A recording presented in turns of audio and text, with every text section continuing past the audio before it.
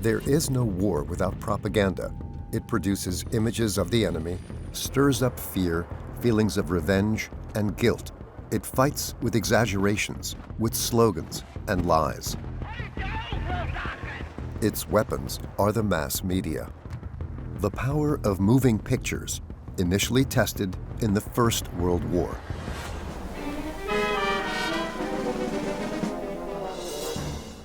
Radio and film with sound gave propaganda completely new possibilities.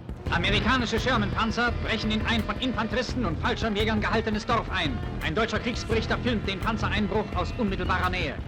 Television brings war into living rooms. Good morning, greeting to the Viet Cong for the B-52. In the age of the internet, it is not the lack of, but the abundance of information that makes it easy for propagandists and difficult for the truth.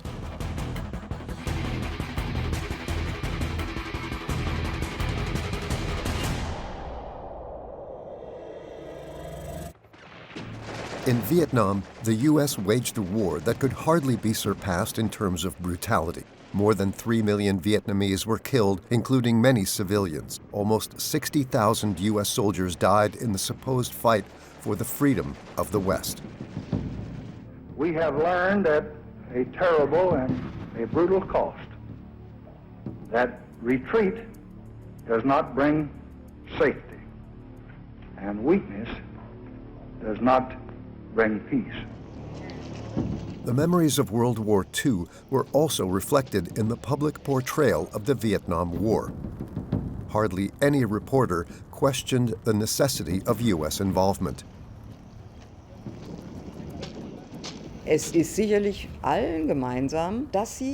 certainly common to all of them that they were very much driven by the idea that they could enlighten through their reporting. The majority of Americans considered it a duty to defend democratic values even in Vietnam. The danger of losing more states to communism was too great. The first 100,000 American troops that came in, I would interview them, and they believed that fighting Ho Chi Minh and helping the South Vietnamese was a worthy cause. It was only when the going got really tough and many Americans started to die that they realized that it was not worth sacrificing their own lives for a cause that could not be gained. Vietnam was considered the first and only war without censorship. In the early days, this wasn't necessary, a phenomenon that doesn't exist today when conflicts begin. Journalists regulated themselves. There is this proverbial rally around the flag ethos. As soon as a war starts where criticism of the soldiers is not allowed, then it works to a large extent. War entered the living rooms of the world for the first time via television screens. The impact of the new mass medium was still untested. At Fort Monmouth, combat television takes another big step into the future as men of the Signal Corps prepare to demonstrate the Army's new, fully portable TV camera. The television audience was horrified to see that the official portrayal of a neat war hardly corresponded to the images on television. To say that we are closer to victory today is to believe, in the face of the evidence, the optimists who have been wrong in the past. The Vietnam War drove a deep wedge into American society. It seems ironic that while our finest young men are fighting halfway across the world, other young men and women, safe at home, openly advocate abandonment of Vietnam to communism. Perhaps they really don't know what this war is all about. As public protests grew, the media's image of the war also changed. Television now sided with the opponents of the war. The American government came under pressure. Continuing the war could no longer be justified. When we won!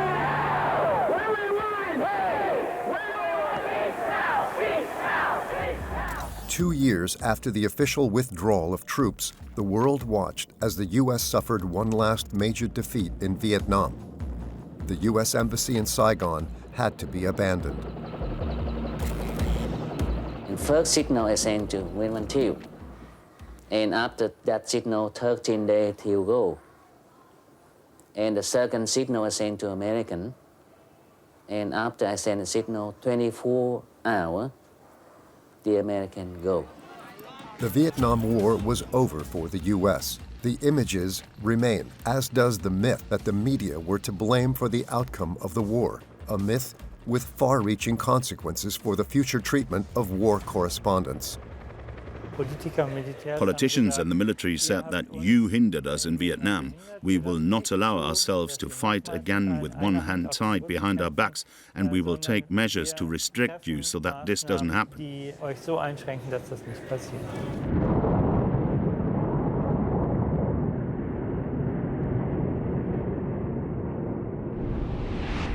Starting in 1945, Vietnam, a country with a population of almost 30 million, became the site of a 30-year-long war. For the hostile great powers in the Cold War, the strategically unimportant agrarian state was initially only a minor element in the global political struggle between East and West. The fact is that Vietnam was a marginal place from the U.S. perspective for a long time, to the extent that the conflict in Vietnam was no longer seen as a colonial war, but was reinterpreted as a theater of the Cold War, was how the United States became involved. And accordingly, for a long time, the media didn't talk about Vietnam. That changed the moment the U.S. role changed. What began as financial support for a European ally turned into a crusade against communism after the electoral victory of the communists in China and the beginning of the Korean War. After the partition of Vietnam in 1954, the U.S. took over protection of the Western-oriented South and sent so-called military advisors into the country. The conflict went unnoticed for a long time in public. One of the few reporters there at the time was Stanley Carnow. I was in Vietnam on July 8th, 1959, when the first 2 Americans were killed. I couldn't possibly have imagined that these were the first 2 of 60,000 Americans who would get killed, or that they were the beginning of 3.5 million Vietnamese who would get killed. I wrote a story that appeared in about 2 or 3 paragraphs. It was just a minor incident. At the end of 1960, various communist groups founded the National Front for the Liberation of South Vietnam, or NLF for short. The insurgents were disparagingly called Viet Cong by their opponents, which meant Vietnamese communists. In a U.S. government propaganda film, the NLF fighters were depicted as bloodthirsty assassins who terrorized their own people. The native population, persuaded by false promises or stricken with terror, becomes the enemy's human shield. And too often, the stolen fruits of their hard labor become the enemy's principal line of supply. A war fought in the territory of our friends, the Vietnamese, with supplies and conscripts drawn from their own people to last as long as necessary to exhaust them from within. After Truman and Eisenhower, John F. Kennedy, a man inexperienced in foreign policy, walked onto the political stage. In 1961, he became president, and the conflict in Vietnam became the focus of the young head of state. Expectations of the new strongman in the White House were high. Let every nation know, whether it wishes us well or ill, that we shall pay any price, bear any burden, meet any hardship, support any friend, oppose any foe, to assure the survival and the success of liberty. Vietnam was far away, an unknown country. Secretary of Defense McNamara sounded out the situation and was convinced after a few days they were winning the war. Future CNN reporter Peter Arnett traveled to Vietnam on behalf of a news agency. For him, it was the beginning of a great career. No one had any idea in '62 that this would turn into a major war. And it seemed unlikely that the Viet Cong insurgency could develop into a major conflict. Hoping for an early victory, Kennedy increased the number of U.S. military advisors sent earlier by Eisenhower. They were to train the South Vietnamese army to fight against the guerrillas. With skills and tactics developed by United States Special Forces experts, Vietnamese Rangers now can match the enemy at his own game. By the end of '63, as many as 16,500 American so-called military advisors were on the ground. They were not in the public eye. That changed when doubts arose whether the advisors were really only advising, at which point journalists said, they're flying the plane, they're not just sitting in it. Or there was a famous scene where an American reporter was sitting with an American official in Saigon, and an aircraft carrier was passing in the background, and the journalist was flabbergasted and said, "Look at the aircraft carrier." And the official turned vaguely in that direction and said that he didn't see anything. In the Battle of Ap Bak, south of Saigon in early 1963, it became clear for the first time that North Vietnam's guerrilla forces were able to defend themselves even against a numerically far superior enemy. The U.S. military had to watch as the communist enemy escaped. South Vietnamese troops had ignored orders from U.S. military advisors.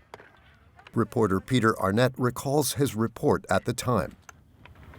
Ap Bak became a symbol and inspiration for future battles, because for the first time the Viet Cong had stood and fought and won. There'll be a big groan across veteran America. Goddamn communist simp. Arnett's back. Reports like Arnett's were hardly noticed by the public at first. In the U.S. government, however, they were. President Kennedy even tried to persuade editors to dismiss overly critical reporters. Young journalists, in particular, were denied the ability to make judgments. They didn't have the experience of the world wars, and that made them vulnerable. That made them vulnerable in the US because it was said young people don't know what war is. They can't assess what's happening, and we can't rely on their judgment. That changed the moment they were awarded for their work. The Pulitzer Prizes in '64, '65, and '66 for reporting on Vietnam were enormously important. First of all, for the international discussion about the Vietnam War, and of course also with a view to the hierarchy on the ground. Protests by Buddhists in Saigon in June 1963 provided the occasion for the first award-winning reporting on Vietnam, and at the same time triggered a discussion about the role of journalists. To draw further attention to the brutal repression by ruler Diem, Buddhist monks decided to set themselves on fire. Malcolm Brown's photo was awarded a Pulitzer Prize. Many journalists were on the scene. They had received a tip beforehand. He got out of a taxi, he poured liquid on himself and lit a match, and he went out and smoked right before my eyes. This was an important moment for the Vietnam War and for the discussion of the role of journalists, because people said, why didn't Peter Arnett, why didn't the other colleagues on the ground help these monks? I just took a couple of pictures and went off to file the story, followed by security people who started hitting me, and they attacked the other reporters. They tried to take our film, they kicked them, they shoved them, they injured a couple, they arrested a couple. My instinct was to take the picture and get it out, and to get the story out. I wasn't a photographer, but I took a lot of pictures. We all did. And my instinct was to get the story out, because this was a political immolation, it was a political suicide. You know, if I had attempted to prevent it, then if I'd prevented him killing himself, the security police would have wrapped him up and probably killed him in their own security cells. I didn't feel that I should intervene in that. Some wanted to convey the immediate experience, which had been possible more than before, especially since television reporting came into existence. Photographers had this very strong ethos, but without being politically pro or con. That was not appropriate. The coverage had an impact. Even President Kennedy was affected. No other news picture had aroused as much emotion as that one. The U.S. government acted and supported a military coup in South Vietnam. Head of state Diem was deposed and found murdered shortly thereafter. A military junta temporarily took over the government. In November 1963, President Kennedy was assassinated. He was killed by 2 rifle shots at an election campaign event in Dallas. The attack triggered national trauma in the U.S. Only a few hours later, his successor was sworn in. Former Vice President Lyndon B. Johnson, a rough-around-the-edges Texan with no international experience, took office. Shortly thereafter, he too declared his support for a continuation of the war in Vietnam. Most of the non-communist nations of Asia cannot by themselves and alone resist the growing might and the grasping ambition of Asian communism. Our power, therefore, is a very vital shield. If we are driven from the field in Vietnam, then no nation can ever again have the same confidence in American promise or in American protection. The U.S. Navy had long since taken up position off the coast of Vietnam. Again and again, minor incidents occurred. In August 1964, an alleged attack on the destroyer Maddox provided the justification for American airstrikes on North Vietnamese naval bases and port facilities. The U.S. government wanted to demonstrate its strength. Renewed hostile actions against United States ships on the high seas in the Gulf of Tonkin have today required me to order the military forces of the United States to take action in reply. 3 days later, Congress passed the Tonkin Gulf Resolution, effectively a declaration of war and a blank check. Historians have long since agreed that the incident was faked, as is so often in history, and the following justifications were also old propaganda tools. We wish to emphasize we seek no wider war. Our response will depend upon the action of the aggressors, in this case the North Vietnamese. The key to the situation remains the cessation of infiltration from the north into the south.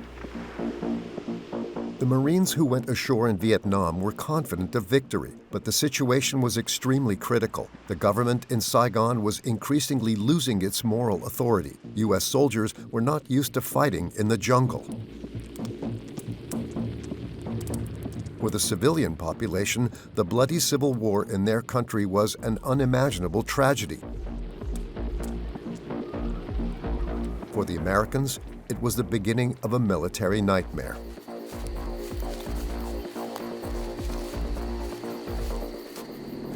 The war in Southeast Asia is an unusual kind of war. There are no front lines here. The elusive enemy can appear as villagers or farmers. To find out what is going on in unfriendly territory, it takes men on the ground. From the start, the war was well documented. The Army employed its own film crews and photographers. What the Army published was censored. Most of the footage was often only released from the archives decades later. Footage from the war correspondents, on the other hand, went all around the world. War reporting traditionally comes from travel reporting, from adventure reporting. And many journalists who reported from Vietnam tended to understand their role in that sense. At least until they arrived in Vietnam. That was the folly for many journalists who came to Vietnam, expecting it to be an exotic place that promised adventure. Peter Arnett, too, found reporting from an exotic crisis zone more appealing than anything else. So I'm interested about conflict as the phenomenon that it is. It's so much a measure of what a country is. Histories are measured by their wars. Vietnamese talk about history, and they're talking about the times the Chinese invaded, the times the French invaded, and the American war. They're not talking about terms of peace, they're talking about terms of war. So I get excited by wars because I know that it's history happening before my eyes. Reporters were often on the road with the troops, sharing daily life and being fed, transported, and provided with accommodation. For a long time, they were allowed to report on the war in Vietnam without any government supervision. In Vietnam, there was no censorship. There were no checks on what we did. If you wanted to go into a battle in Vietnam, you went down to the black market in Saigon, and you bought yourself a helmet and a pair of boots and whatever else you needed, and you went out to the airport, and you saw the helicopters going off to battles, and you just went up to one of the helicopters, one of the officers, "Can I come along?" "Sure," he says, "come on along." And you jump on, you go, right? The number of journalists in Saigon rose to several hundred. Never before and never again would there be so much freedom of movement for newspaper reporters, photographers, and cameramen as in Vietnam. There were directives for the American representatives on the ground, but the possibilities for American institutions to intervene were relatively small. Eingreifend zu wirken, waren relativ gering. First, because it wasn't US territory, and second, because the options available, especially when war had not been declared, were few.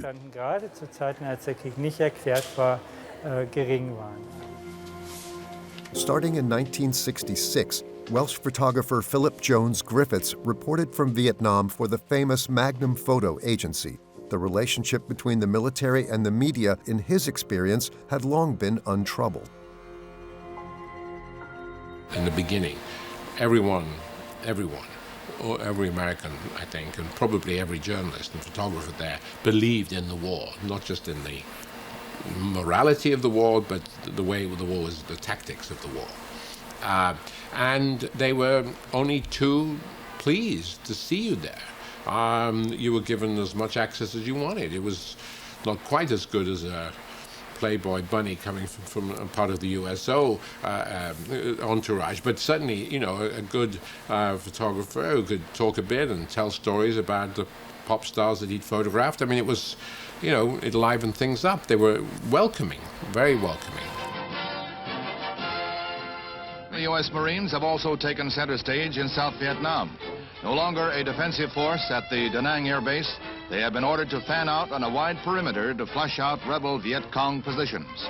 On land and afloat, they patrol around the clock, and for the time being at least, these forays seem to have put an end to communist night raids on the strategic air base. That communism posed a threat that justified the deployment of U.S. soldiers in Southeast Asia was not questioned by anyone in the late 1960s. Das war die Zeit des Kalten Kriegs und dort gab es That was the time of the Cold War, and there was the moral compulsion, which also resonated very widely in the media, to choose one's own side.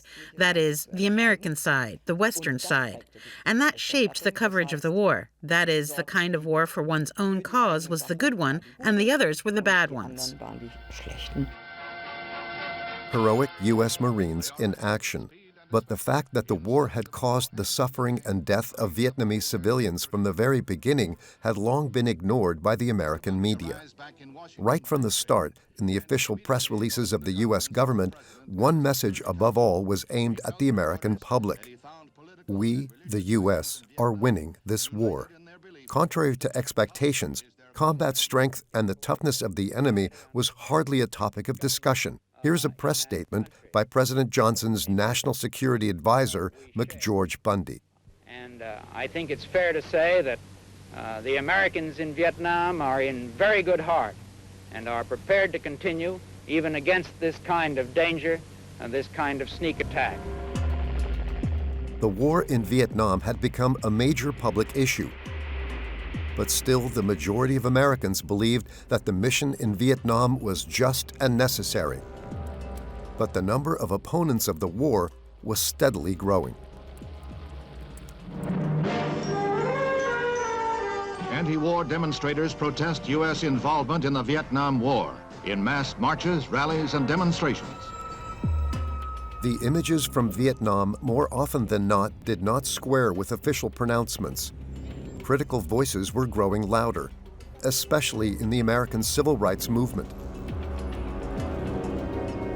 Nobel Peace Prize winner Martin Luther King had already found his voice by the beginning of 1967. Civil rights leader Martin Luther King leads the procession to the United Nations, where he urges UN pressure to force the U.S. to stop bombing North Vietnam. This business of burning human beings with napalm, of filling our nation's homes and with orphans and widows, of sending men home from dark and bloody battlefields, physically handicapped and psychologically deranged, cannot be reconciled with wisdom, justice, and love. A nation that continues year after year to spend more money on military defense than on programs of social uplift is approaching spiritual death. Increasingly, journalists were also describing the other side of the war: death, flight, children crippled by mines and shells, villages wiped off the map, and disillusioned GIs. For the first time, the pictures documenting the unspeakable suffering and horror in Vietnam were appearing on front pages. Until then, many editors had shied away from such stories. They did not want to scare their readers. But many photographers were beginning to side with the victims. I had a personal rule, which was that I never lied. You know, if somebody said to me, "What do you think of this war?" You know, I would say, "Well, not much. I think you guys are going to lose." You know, so. But one of the wonderful things about Americans, they don't say, "Well, you know, get out of here," or "I'm calling in a chopper to get you out." They'd say, "Hey, come and sit with us. Tell us why you think the way you think." You know. Now, of course, that changed. So that, you know, in '66, that's what it was like, and into '67. But after Tet, then, of course, it was so different. In early 1968, images of a massive surprise attack by the Viet Cong shocked the American public. In the so-called Tet Offensive, the communist guerrilla units temporarily took parts of Saigon and advanced as far as the presidential palace, despite 500,000 U.S. soldiers being stationed in South Vietnam. Renowned CBS newsman Walter Cronkite put into words the horror of an entire nation. To say that we are mired in stalemate seems the only realistic, if unsatisfactory, conclusion. But it is increasingly clear to this reporter that the only rational way out then will be to negotiate, not as victors, but as an honorable people who lived up to their pledge to defend democracy and did the best they could. This is Walter Cronkite. Good night. Almost everywhere in the country, the Viet Cong had to admit defeat after fierce fighting that lasted only a few days. Militarily, the guerrillas suffered a defeat, but politically, the offensive was a success for the communists. The 1968 Tet Offensive was considered by many to be the turning point of the Vietnam War. By the time it took place, the shift in opinion in the U.S. toward opposing a war in Vietnam had already begun, and Tet was the event when it became obvious that the war couldn't be won. In the Tet Offensive alone, the Viet Cong lost 2/3 of their fighters, more than 50,000 men, but that did little to change the enemy's resilience. We were up against an enemy that was prepared to take unlimited losses. And they took tremendous losses, tremendous. Maybe, we don't know. 3.5 million Vietnamese were killed. Maybe half of those were military, the others were civilians. You could go to a battlefield after a battle in Vietnam and see these piles of dead bodies. And the American official comment, though, is, see, we're making progress, we're killing them. We're going to break their morale. They can't possibly go on like this. And yet they did. After a few days, calm returned to the capital, Saigon. The shock from the unexpected and violent wave of attacks ran deep. The key point about Tet was the psychological component, and that's what came through in the reports. We had, in the course of the Tet Offensive, a series of images, events, sayings that now occupy essential places in our cultural memory. Shortly after the start of the Tet Offensive, the Saigon police chief shot a Viet Cong fighter in front of television cameras and photographers. That moment was captured by American photographer Eddie Adams. His record of the killing of an alleged murderer still has an impact today. When I took the picture, I thought nothing of it. Somebody blows somebody's fucking head off. That's what war is. I had no idea what was going to happen or whatever. What happened? Well, the whole world changed. The picture was used for every demonstration, clear demonstration. People say, not me, people say this end to help end the war in Vietnam. If that did, then that's pretty cool. Like the Tet Offensive during the war, Adams's photo is considered a turning point in public perception of the war, part of the reason for the creation of the myth about the power of the media. That's one of the most important and consequent myths about the Vietnam War, that the media, whatever the media is that the media caused support on the ground in the United States to crumble, and crumble to the extent that the war could not continue successfully. Adams' photo became a symbolic image for opponents of the war, but a withdrawal of troops was still a long way off. Media has an impact on how a war is perceived, without question. But to end a war, it takes more than reporting. It takes the political will. It takes the means to do so.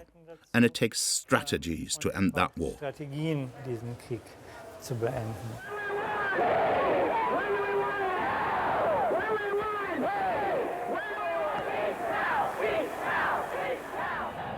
President Johnson brought social reforms to his country while plunging it into the deepest social crisis since the American Civil War. He would not run again. I shall not seek, and I will not accept the nomination of my party for another term as your president. His successor was Richard Nixon, who was regarded as an unpredictable hardliner. He promised to take office with a peace plan for Vietnam.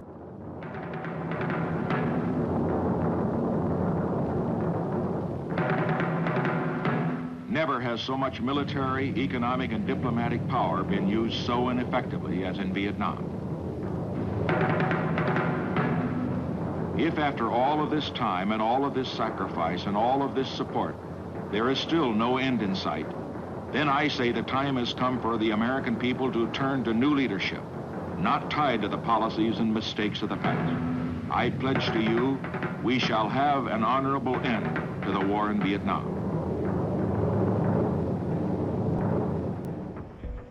Nixon's plan was initially to Vietnamize the war. American troops were to withdraw from Vietnam. North and South Vietnam should once again settle the conflict among themselves. At the same time, the new president was escalating the conflict elsewhere. In order to avoid losing any more soldiers on the ground, Nixon ordered carpet bombing. Nixon couldn't afford to continue the war, and he didn't. He changed strategy, withdrew troops, and at the same time intensified the war.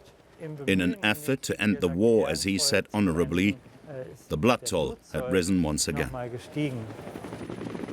But it soon became clear that the morale of the American combat troops was dropping dramatically. The remaining ground troops doubted the point of their mission. Drug use became a problem, as did assaults against comrades, and there was still no peace in sight. At that point, politicians and the military had lost all confidence in their credibility. We were constantly being told that we were on the verge of victory. Victory is just around the corner.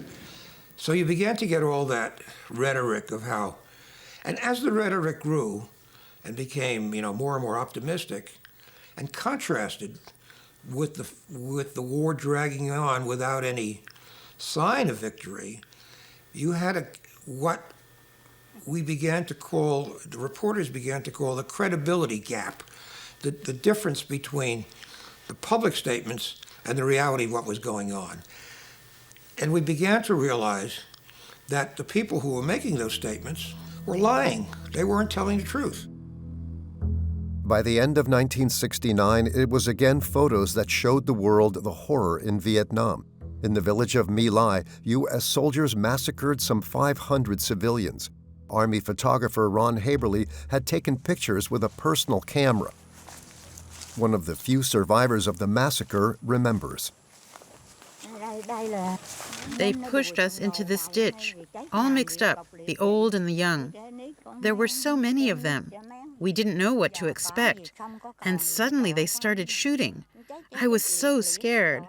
At first I heard voices, children calling for their father or mother, and then it became very quiet. I didn't know at that moment who was already dead and who was still alive.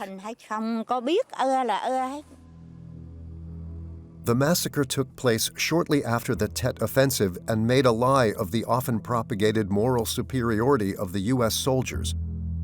Without the press reports, the public would never have known about it. At the time, only one person had dared to help the villagers, helicopter pilot Hugh Thompson. He had witnessed the murder from his helicopter. When he spoke about it later in the U.S., he was called a scumbag and a liar. Americans only publicly acknowledged Thompson's courage 30 years after the massacre. The gruesome crime will remain in public memory forever. 102 villagers was killed right in here. We heard the machine guns firing. He says, my God, we'd asked for help for those people. And because some of them were still alive. They were bleeding out in the ditch. We took off and broke that way. Glenn heard the machine gun firing. Glenn said, my God, they're firing into the ditch. And that's when he got the visual on the little child. And then we went back to help the people get out of the bunker. And then, because the child could sort of be put on hold because the Americans were gone by then we got back to try to help the child. One of the main perpetrators of the massacre in My Lai and other surrounding villages was Lieutenant William Calley, then 25 years old. He and 5 other men stood trial before a military tribunal. Calley was convicted, but pardoned after angry protests. Photographer Philip Jones Griffiths is drawn back to Vietnam again and again. He hopes for a more honest approach to dealing with the past. The reason I'm always kind of apprehensive about coming here is that My Lai has been elevated to the exception, whereas in fact it was the rule. And, well, it's good that people do know what happened here, but still, it should never cloud the fact that it happened everywhere. Let us go to the map again. In April 1970, President Nixon announced the invasion of neutral Cambodia by troops to a surprised nation. The goal was to destroy the retreats and supply routes of the Viet Cong. When Nixon appeared before the press, the facts had long since been established. The mission had been prepared in secret for a long time. A few months earlier, during the election campaign, the president had promised peace with honor. The measure had been met with great disapproval in large parts of the population. A few days later, a mass rally at Kent State University got out of control. The National Guard tried to push the demonstrators back with tear gas. Shortly afterwards, shots were fired. 4 people died and at least 9 were seriously injured. The massacre triggered protests around the world. In the U.S., the largest student strike in the country's history took place with around 8 million participants. Nixon again addressed the nation. Ladies and gentlemen, the President of the United States. Their protests I am concerned about. I am concerned because I know how deeply they feel. But I know that what I have done will accomplish the goals that they want. It will shorten this war. It will reduce American casualties. It will allow us to go forward with our withdrawal program. The 150,000 Americans that I announced for withdrawal in the next year will come home on schedule. And it will, in my opinion, serve the cause of a just peace in Vietnam. U.S. troops were withdrawn from Cambodia within a month, but in Vietnam, the war from the air continued almost unabated. Again and again, alleged Viet Cong positions were bombed with napalm. a combustible, sticky mass that was dropped in canisters or barrels with detonators. Around 400,000 tons were dropped on Vietnam. In June 1972, Vietnamese-American photographer Nick Ut witnessed a misguided attack on a village northwest of Saigon. The consequences were dramatic.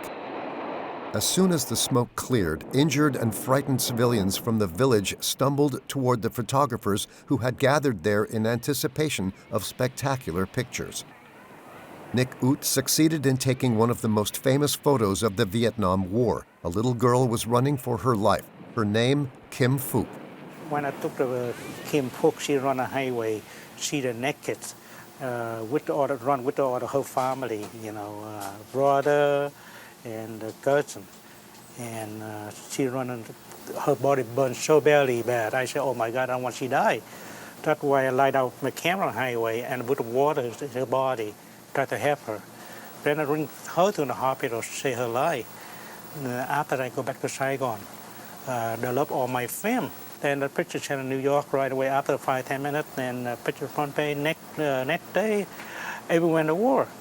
And after the people saw the picture, you see the picture anti-war out of Vietnam and Washington, everywhere. They hold the picture Kim Phuc doing the anti-war in Vietnam, this photo.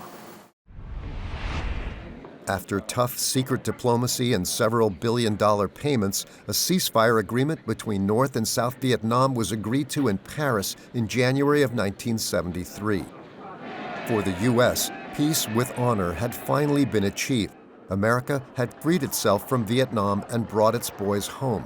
When the prisoners of war were also released, Congress and the public closed the chapter on Vietnam for the time being. The agreement that was supposed to bring peace to the country was broken countless times in the years that followed. As before, it was the civilians who suffered. They were still caught between North and South Vietnam. Barely 2 years after the Treaty of Paris, the 30-year struggle for power in Vietnam finally came to an end. On the 1st of May, 1975, Hanoi's troops entered Saigon. Vietnam was reunited under a communist flag. A triumph that cost millions of lives. In the fall of Saigon in 1975, from my office window, I watched a communist infantry company come into this particular park and maneuver and have the last firefight of the war against the town hall, which is just down the end of the street. And we watched them shooting out. We got pictures of them right in front of our eyes in the last battle. It was astounding, of course, to see the war actually come to the heart of the city. Arnett's account of the fall of the last U.S. bastion in Vietnam, the American Embassy, would later win awards. But before that, the mission was the last refuge for many former employees of the Americans. Some people in the group, but American and Marine Corps around the town and war, they don't want this people in this to so foreign inside American embassy and even roof. They have to some lost people. They want to win this in roof. They running away for the helicopter from Marine Corps ship. Few South Vietnamese had the chance to leave the country with their former allies. Everyone was very afraid at the time. So was I, because nobody knew what was going to happen. The city was full of soldiers, South Vietnamese, who had fled from the front to the city. Everybody was afraid. We had heard that the Viet Cong would rip out the nails of women with long or painted fingernails, and that anyone who worked for foreigners would be treated badly. My boss had always said he would help us out of here, so I hid in the NBC office. The television pictures of the hasty retreat of the last Americans and their former allies from Saigon went around the world and once again rattled the image of the U.S. For the former guardian of Vietnam, the experience of losing the war there remains a trauma that lingers to this day, as does the myth that the media ended the war.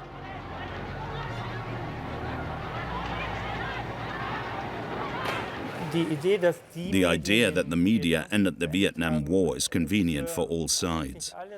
And it helps everyone's self-image if they accept and believe that myth. But the consequences, of course, were devastating. Because in the aftermath, it meant politicians and military leaders could say with regard to Vietnam, as George Bush Sr. said, in Vietnam we had to fight with one hand behind our back. Now we're not going to do that.